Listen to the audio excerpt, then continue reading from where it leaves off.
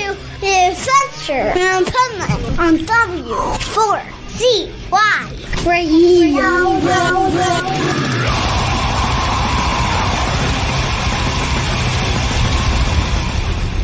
Wake up, America!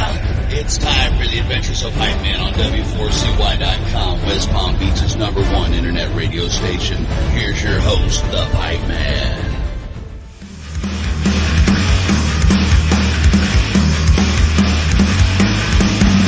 Twisted vision, dark disguise, media needs enforcement lines. Someone's running, no one's eyes, they make it a homicide. Bar your windows, lock your doors, rot your mind with their patrol. Drag you down a darker path, close your mind and meet their wrath.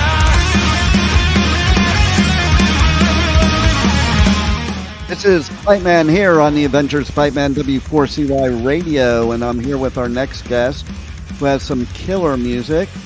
So let's welcome to the show Murray Emery from Prisoner. How are you? I'm doing well, thank you. How are you? Doing amazing. And so tell us a little bit about Prisoner for the listeners that aren't familiar with you guys. How would you, the artist, describe you guys?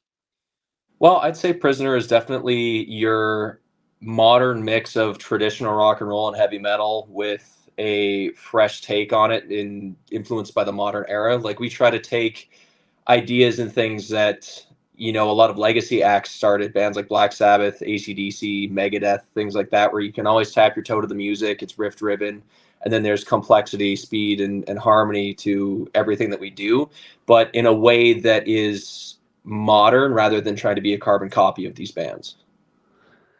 And that actually, from me watching your video, and that is like spot on what I would think, you know, because I come from the days of like the 80s, early metal and hard rock, and you gave me a vibe of that, but for 2024. Right on. That's the goal. There it is. And I love, here in the background, I love that artwork there too. Oh, thank you. I'm a big artwork person. So and you guys, from a lot of what I've seen, have some cool artwork. So let's talk about your artwork, because I think that all goes hand in hand with the music. Absolutely. I mean, for us, you know, the artwork to us is just as important as the music, because we want to create something that the listener can connect to in a complete way, in an auditory and visual way. And our artwork, so everything that we do is hand painted by our friend John Garrett.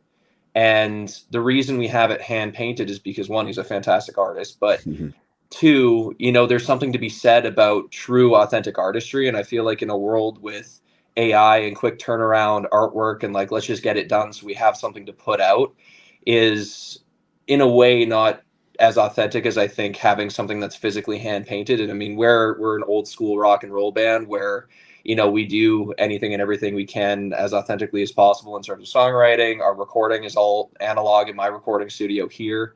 And I think it's something that's just as important as the music.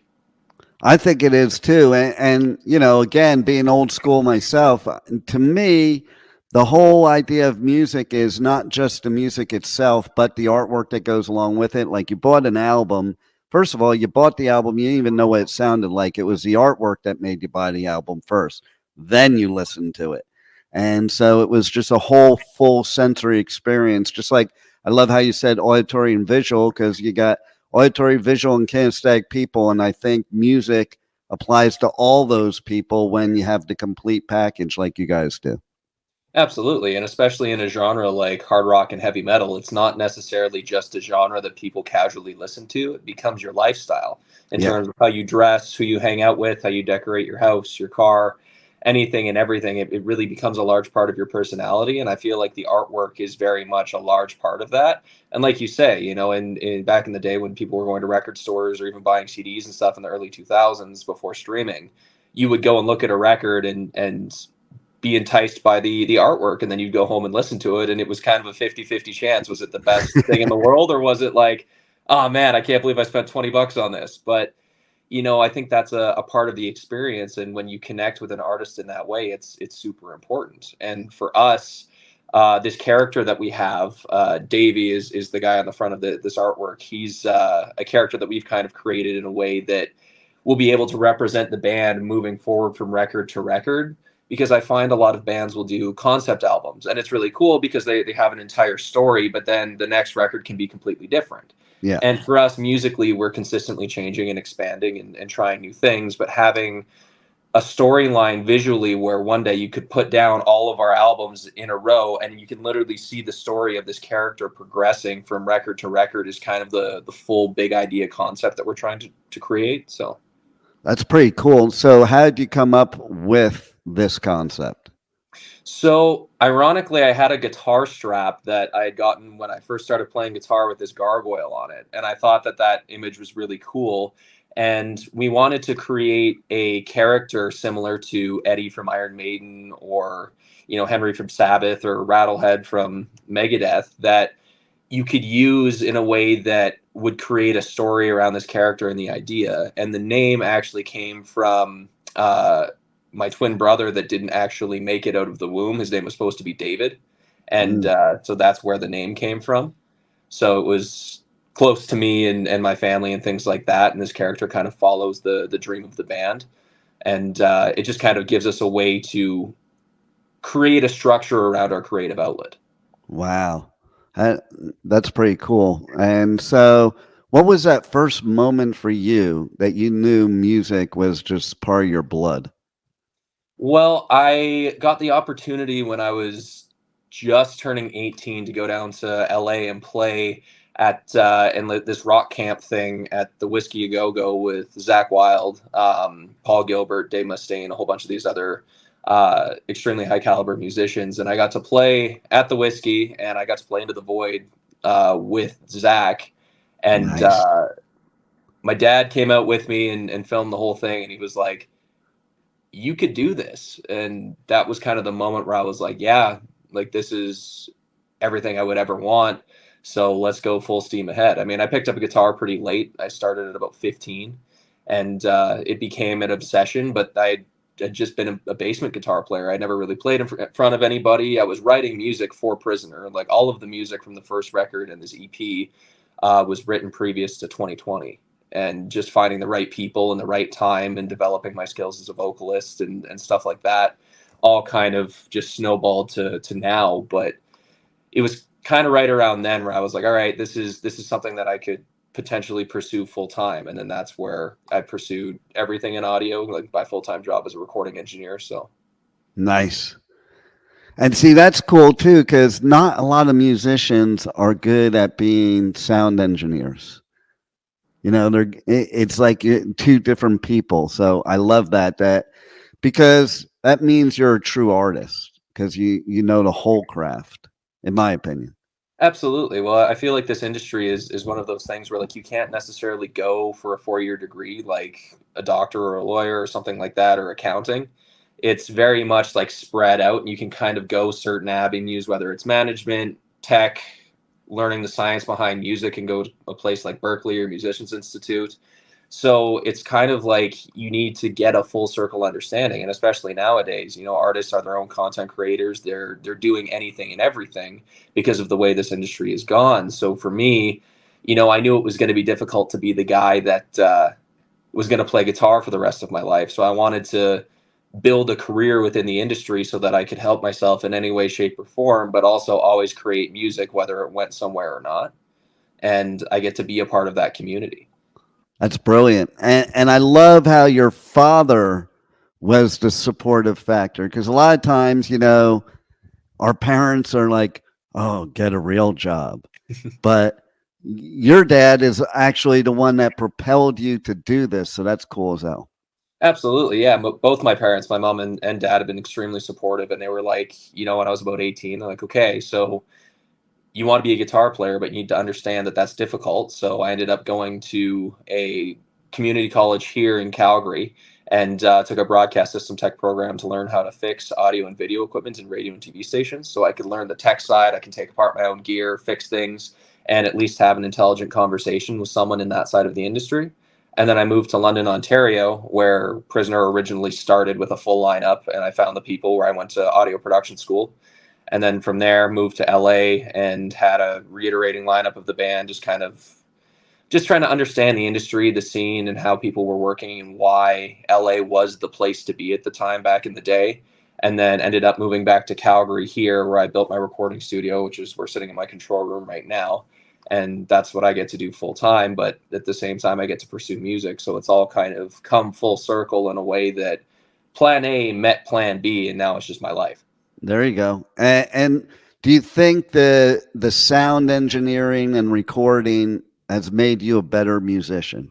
110%, because I get to work with so many people from varying genres. And for me, I get to kind of put on a few different hats in terms of the producer, the engineer, things like that. And for me, with Prisoner specifically, like I bring in friends that are other engineers to help record and do a lot of the mixing. Like I do the rough mixes and things like that. But I just get to step back and be the band guy with the rest of the guys in Prisoner rather than trying to do everything myself. But it's great because I can have those conversations with these engineers and things like that. So yeah, I would think that puts you a step above the rest because, like I said before, knowing both parts of the craft, So tell us about Skies Are Blackened. That's a cool video. Thank you. Yeah, so that song was actually the first song that was ever written for Prisoner. I was 16, and wow. It was something that just kind of happened. And the song to me was more just kind of talking about technology because I grew up very old school. Like everything that I like in terms of pop culture is from the 70s, 80s, things like that. And of course, music and things like that just kind of consumed who I was. But I was writing more so about technology and how the idea of, the people that are running our world and governments and people above that and whatever you want to talk about or believe in that regard, how they kind of control and manipulate people and in a way that will benefit them. And it's more just kind of like a comment on our societal and like social constructs, because when I write lyrically, I always try to just talk about something or create a story rather than just be very blunt and straightforward so that people can interpret it in their own way and kind of connect in a way that makes sense with their worldview. But the music video was just something that we wanted to do because it was super raw. It was pretty quick, just to kind of fit with the theme of the song. Like it's 2 minutes and 40 seconds. It's fast, aggressive, a large soaring chorus with the vocals and things like that. So we thought, to go out to Banff, and we ended up going on the rooftop of the main mall there. So we got a cool background with the mountains and everything. And as nice as it did look outside, it was cold and raining everywhere around us but where we were, so the skies were about as dark as it could get. and you know what, it did look cool, with the silhouette of the mountains and stuff, but no, I wouldn't have known that you guys were freezing. Oh yeah, it was cold. I always wonder about musicians when they have to play when it's freezing, like how hard is that? Because it's hard enough doing normal things, like especially if you're, playing guitar. It's hard enough to move your fingers when it's like freezing out, much less to play guitar. Absolutely. Yeah, it was definitely one of those factors. I mean, the one nice thing is that we weren't sweating our brains out on with those leather jackets, which we usually are. Yeah, well, and I'm in South Florida, okay? And I think about the fact of wearing a leather jacket in the heat here would be like unbelievably terrible. Oh yeah. Like we used to start our shows where we were like, oh, we're gonna wear our jackets the whole time, and then halfway through we're like, nope, this is not happening. I always, when I go and I do coverage at festivals, and it's a really hot one, and I'm doing an interview with a band, and I see that they're wearing stuff like leather jackets or overcoats and stuff like that. I'm like, how do you even perform up there like that? Like, I mean, even in shorts and a t-shirt, it'd be hard to perform, much less like that. Oh yeah, definitely. Speaking of performing, anything that you want to talk about as far as tour dates, shows you're playing, stuff like that? So as of right now, we're just doing a bunch of Western Canadian stuff. The only show we have announced right now is in Edmonton on September 7th, and then we're announcing a local show in Calgary and then the surrounding area. Because right now we're kind of coming up into the fall time of the year. And of course, getting up north, we start to get snow around October, November. So we're actually just got out of the studio. We've recorded 2 more songs that'll be out later this year. And then we're heading back into the studio in the winter to start working on our second record, which will be out next year at some point, to follow up all of this. And then hopefully we're going to use that as the fuel to try to get on a full tour and play as many shows as we can next summer. Love it. And tell everybody how they can connect to your website, your merch, your socials, all of that. Yeah, so you can check us out at www.prisonerband.ca. That's connected to our merch, all of our streaming platforms, social medias. You can follow us on Instagram at Prisoner Band Official, Prisoner Band on Facebook, things like that. So if you go through our website, you'll be able to find everything. Beautiful. Well, thanks for giving us great music. Looking forward to a lot more. And thanks for being on the Adventures of Pipeman. Awesome. Thank you so much for having me. I appreciate it. You got it, brother. Take care. Thank you for listening to the Adventures of Pipeman on W4CY Radio.